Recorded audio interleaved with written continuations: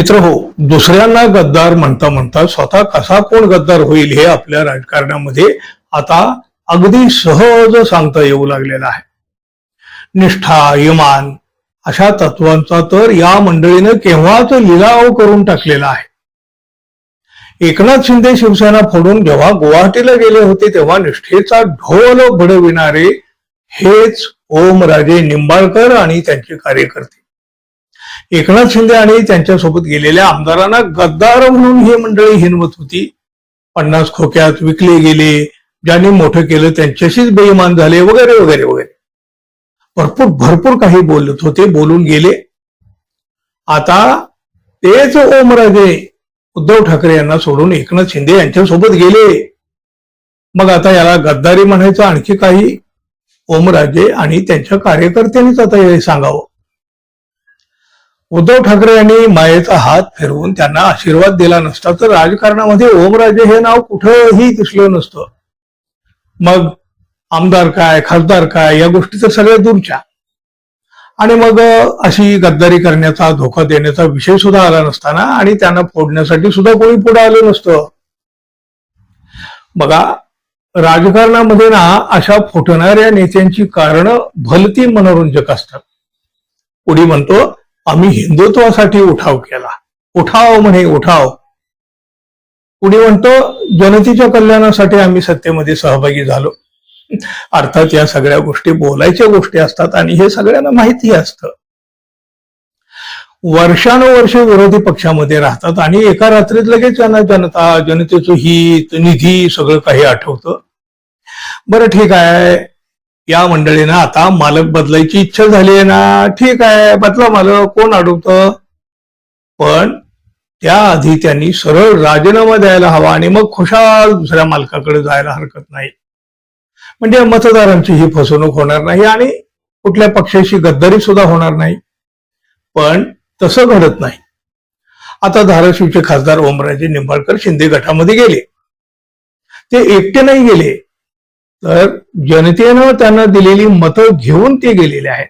बरं, ही मतं कोणी दिली होती? त्यामध्ये उद्धव ठाकरे यांची शिवसेना, काँग्रेस, शरद पवारांची राष्ट्रवादी यांची सुद्धा मतं होती ना. मग या सगळ्यांची फसवणूक तर झाली ना. ओमराजे यांनी तर डबल फसवणूक केलेली आहे. मतदारांना वेड्यात काढायचं काम त्यांनी इमाने इतबारे केलं. उद्धव ठाकरे शिवसेनेतून फुटलेल्या 6 खासदारांमध्ये ओमराजे यांचाही सहभाग होता हे सगळ्यांना माहित होतं. आपण घेतलेला निर्णय राजकीय दृष्ट्या बरोबर असल्याचं सुद्धा त्यांनी म्हटलेलं होतं आणि ज्या दिवशी कोर्टाचा निकाल विरोधात गेला त्याच दिवशी त्यांनी आपली कॅसेट बदलली. आपण अजून कुठलाही असा निर्णय घेतलेला नाही असं सांगायला त्यांनी त्या दिवसापासून सुरुवात केली. अहो, कितीही फसवणूक, लपून छपून दिलेला गेले, तेही लपून राहिलं नाही. फुटून जाण्याचे सगळे सोपस्कार पार पाडले आणि इकडं म्हणत राहिले मतदारांना, कार्यकर्त्यांना विचारून आपला निर्णय जाहीर करू. बघा, त्यांच्या बोलण्यामधून, त्यांच्या देहबोलीमधून आणि त्यांच्या एकूण सगळ्या हालचालीमधून फक्त एकच दिसत होतं, ते उद्धव ठाकरे यांना धोका देणार आणि शिंदे गटामध्ये दाखल होणार. आणि त्याप्रमाणे घडलं तसंच.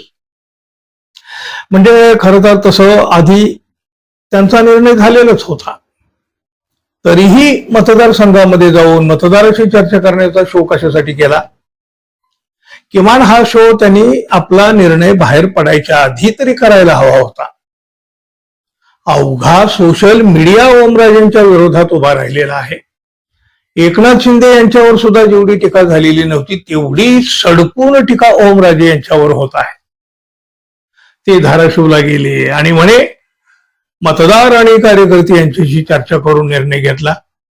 मग गेल्या 4-5 दिवसापासून जो आक्रोश सुरू होता तो यांना कसा काय ऐकायला मिळालेला नाही.